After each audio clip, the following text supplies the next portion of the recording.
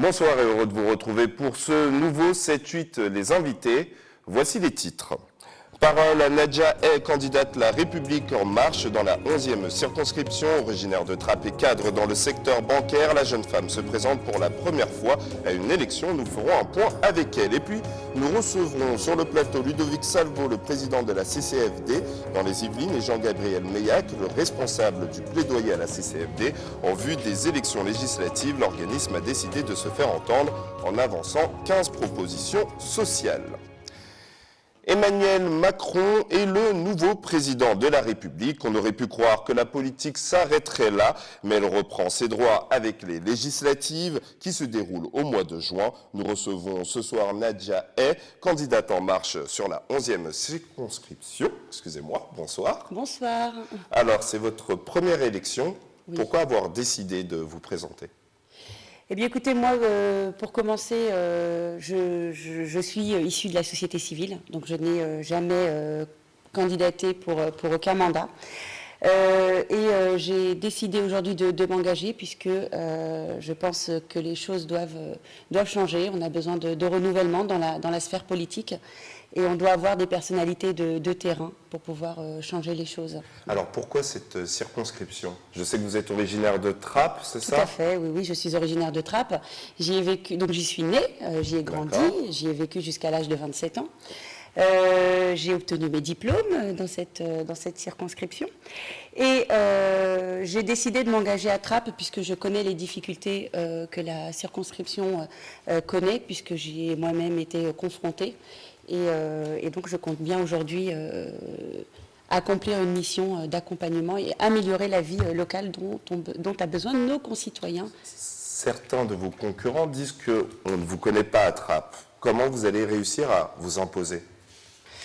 Alors, certains le disent, donc, mais en tout cas, très peu à Trappes, en tout cas, ne me connaissent pas. Vous avez fait des choses avant pour essayer de... Eh bien, écoutez, j'y ai vécu, donc je pense que c'est déjà une très bonne chose. J'y ai vécu, je connais les difficultés que rencontrent les jeunes, puisque moi-même je les ai rencontrées. Et je ne compte pas forcément m'imposer. Je compte tout simplement travailler en collaboration avec les citoyens de la circonscription pour, encore une fois, améliorer leurs conditions de vie qui se dégradent année après année, mandat après mandat, et il est tout juste le temps que ça change. Alors, on va en parler, c'est une circonscription assez compliquée. Oui. Le député sortant, c'est Benoît Hamon, oui. du Parti Socialiste. On a aussi Jean-Michel Fourbous, qui était l'ancien député. Qu'est-ce que vous, concrètement, vous allez faire sur cette circonscription ? Eh bien, moi, j'ai 5 priorités pour cette circonscription, donc qui sont l'éducation, la jeunesse, l'emploi, la sécurité et le vivre ensemble. Et vous pouvez développer certaines de ces Évidemment. propositions ? Donc, promouvoir la jeunesse, par exemple. Prenons-le. Alors, un mot d'ordre pour la jeunesse, c'est agir pour et avec la jeunesse. Il est temps aujourd'hui de dire stop à tous ceux qui souhaitent décider et agir à la place des jeunes. C'est aux jeunes de prendre leur destin en main. C'est à eux que revient la tâche de décider pour leur avenir. Je compte aujourd'hui créer une plateforme citoyenne dans laquelle les jeunes vont se mobiliser pour répondre, pour apporter des propositions sur leur situation. J'ai été moi-même jeune dans cette circonscription, j'ai été frustrée qu'on agisse et qu'on décide à ma place. Donc aujourd'hui, il est juste temps de dire stop aux jeunes de prendre leur avenir en main. Et avec cette plateforme citoyenne, je souhaite avoir la force de pouvoir évoquer la problématique liée à la jeunesse. J'aimerais qu'on passe à la sécurité. Vous êtes au fait de l'actualité. Dernièrement, oui. Il y a une personne qui a tiré sur plusieurs personnes à Trappes, dont un mort près d'un Burger King. Vous, au niveau de la sécurité, qu'est-ce que vous feriez ? Parce que cet homme-là, il court toujours. Alors très concrètement, ce crime cette succession de crimes qui a lieu aujourd'hui à Trappes a bien été prise en main par le ministre de l'Intérieur, Gérard Collomb, qui s'est déplacé à Trappes pour prendre au sérieux ce dossier-là. Donc, de mon côté, de mon point de vue, c'est tout simplement le programme d'Emmanuel Macron qui doit être mis en avant. C'est une tolérance zéro. Tolérance zéro. Tolérance zéro sur tous les crimes et les incivilités qui doivent être sanctionnés aujourd'hui. Pour vous, je compte bien l'appliquer. on n'en fait pas assez pour là, en ce moment? Mais écoutez, on voit très concrètement le résultat de sa politique menée il y a 5 ans dans la circonscription. Ok. Une dernière question, comme ça, on le sait, enfin, à Trappes, il y a des problèmes il y a des réseaux djihadistes, oui. Très clairement. Plusieurs jeunes sont partis, on le sait. Qu'est-ce que vous, concrètement, vous allez faire pour ça? Et Emmanuel Macron a souvent été critiqué par rapport à ses idées face à la lutte contre le terrorisme. Vous serez sur cette circonscription. Alors, Emmanuel Macron y a répondu en créant, enfin, il a l'intention de créer une cellule qui lui reportera directement pour traiter des problèmes du terrorisme. De mon côté, effectivement, c'est un problème qui doit être pris au sérieux et il y a à cela plusieurs choses que nous pouvons mettre en place. Je pense qu'il faut commencer déjà par la prévention. Il faut prévenir nos jeunes du danger lié au radicalisme dans un premier temps et du djihadisme dans un second temps. Il y a effectivement aussi un travail de veille. Nous devons aujourd'hui participer à l'amélioration de nos systèmes d'information. Et enfin, pour finir, une vigilance accrue pour être beaucoup plus alerte sur les signaux qui sont détectés aujourd'hui. Eh bien, je vous remercie, Nadia. Vous restez avec nous, parce qu'on reste sur le sujet des législatives. Alors, la CCFD, Terre Solidaire, le Secours catholique, Oxfam et Peuple Solidaire ont décidé, en vue des élections législatives, de se faire entendre en avançant 15 propositions sociales. Pour en parler, nous recevons M. Ludovic Salvo, président CCFD Yvelines, et Jean-Gabriel Meillac, responsable du plaidoyer CCFD. Vous les connaissez un petit peu ? J'ai lu un article effectivement les concernant et il est question qu'on se rencontre très prochainement. Eh bien, c'est voilà. Très bien. Alors, dites-moi, pourquoi avoir mis en place ces 15 propositions sociales ? Eh bien, disons que les législatives sont un moment tout à fait privilégié pour nos organisations qui luttent contre les injustices et la pauvreté, en particulier celles qui sont liées au sous-développement, de prendre la parole. Et pour cela, il est effectivement nécessaire de faire bouger la loi, et c'est donc le bon moment pour nous de nous adresser à ceux qui vont effectivement rédiger la loi. Alors, quel est le postulat ? Il y a vraiment plus de pauvreté. Là, c'est un moment important où il faut faire ça. C'est la première fois que vous faites ça, d'ailleurs. Non, ce n'est pas la première fois. Pardon. Tout à fait. Il y a de la pauvreté, effectivement, dans nos pays riches, et il y a de la pauvreté dans les pays pauvres. Et il y a un certain nombre de mécanismes qui font que cette pauvreté-là, au lieu de diminuer, elle empire. D'accord.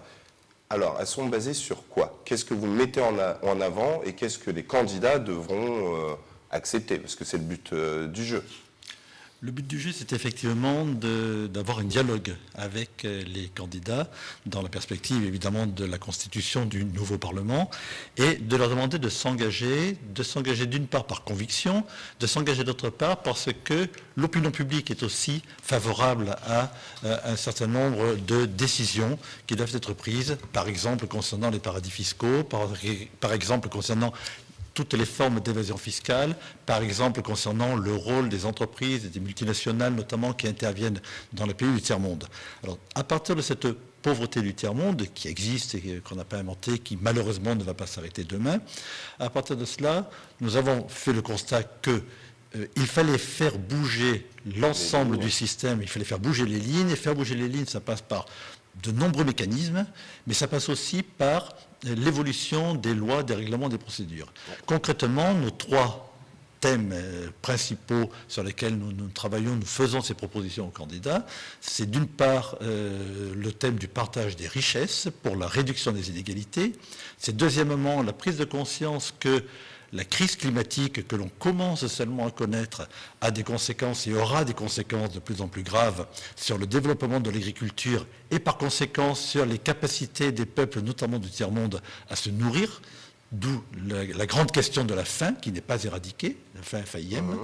Et puis, troisièmement, c'est la question des droits humains, des droits environnementaux, qui doivent se développer partout dans le monde. Et vous voyez bien que sur ces trois thèmes-là, cela concerne aussi bien ce qui peut se passer dans les pays du tiers-monde, qui est, je dirais, l'origine de la raison d'être du CCFD, mais également les pays développés, la France en particulier. Avec le temps qui nous reste, on va prendre une de vos propositions, la proposition numéro 4. Stopper tout risque de nouvelle crise financière et réguler drastiquement la finance en la remettant au service de l'économie réelle. Concrètement, vous faites comment? Tout à fait. Alors, c'est un secret pour personne que la finance travaille pour elle et pas vraiment pour l'économie réelle. Et donc, les propositions qui sont faites, c'est effectivement une vraie séparation bancaire entre la banque de crédit, la banque de dépôt et de crédit d'une part, et d'autre part l'aspect spéculatif des banques qui engendre un risque absolument énorme pour le système bancaire et pour l'économie. Et donc ça c'est pour la séparation bancaire, et c'est aussi la mise en place d'une taxation sur les transactions financières, dont on parle depuis des années, et qui n'est toujours pas là, dont le résultat de cette taxation permettrait de financer le changement climatique, d'une part, et les objectifs du développement durable. Et c'est bien que vous en parliez, parce qu'on va rester sur ces taxes-là, parce que cette semaine, c'était un sujet d'actualité. Il y a plusieurs pays qui freinent des quatre fers, comme la Belgique, etc. Et Emmanuel Macron, qui vient d'être en poste, devait aussi répondre à cette fameuse taxation. Qu'est-ce que vous en pensez ? Je crois qu'il va falloir y réfléchir. C'est un sujet qui doit être étudié, analysé. Taxer des transactions financières n'est pas si simple et le sujet doit être étudié. Ok, très bien.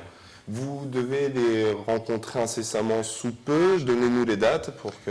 Il y a plusieurs rencontres. D'abord, nous essayons de rencontrer, la disponibilité des uns et des autres n'est pas évidente, nous essayons de rencontrer les candidats, en tout cas tous les principaux candidats aux élections législatives, et nous leur demandons très concrètement de s'engager sur les 15 propositions que nous présentons pour que dans l'avenir, on puisse effectivement mobiliser à la fois, je le disais, l'opinion publique et les forces politiques et les forces institutionnelles pour cela.